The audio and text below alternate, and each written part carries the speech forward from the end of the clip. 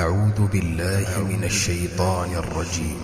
وأنزلنا إليك الكتاب بالحق مصدقا لما بين يديه من الكتاب ومهيمنا عليه فاحكم بينهم بما أنزل الله ولا تتبع أهواءهم عما جاءك من الحق لكل جعلنا منكم شرعة ومنهاجا ولو شاء الله لجعلكم أمة واحدة ولكن ليبلوكم فيما آتاكم فاستبقوا الخيرات إلى الله مرجعكم جميعا فينبئكم بما كنتم فيه تختلفون وأن احكم بينهم بما أنزل الله ولا تتبع أهواءهم واحذرهم أن يفتنوك عن بعض ما أنزل الله إليك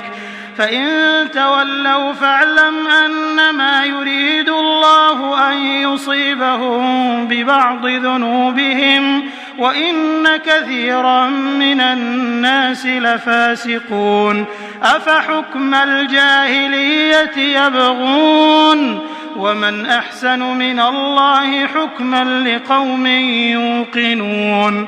يا أيها الذين آمنوا لا تتخذوا اليهود والنصارى أولياء بعضهم أولياء بعض ومن يتولهم منكم فإنه منهم إن الله لا يهدي القوم الظالمين فترى الذين في قلوبهم مرض يسارعون فيهم يقولون نخشى أن تصيبنا دائرة فعسى الله أن يأتي بالفتح أو أمر من عنده فيصبحوا على ما أسروا في أنفسهم نادمين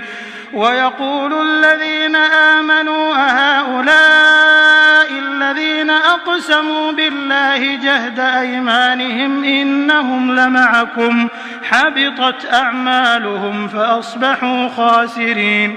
يا أيها الذين آمنوا من يرتد منكم عن دينه فسوف يأتي الله بقوم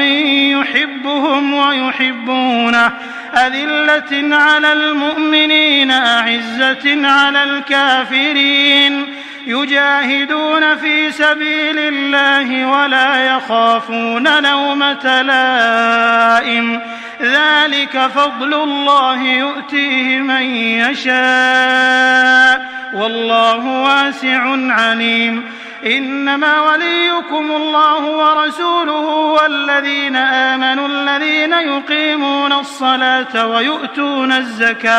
ويؤتون الزكاة وهم راكعون ومن يتول الله ورسوله والذين آمنوا فإن حزب الله هم الغالبون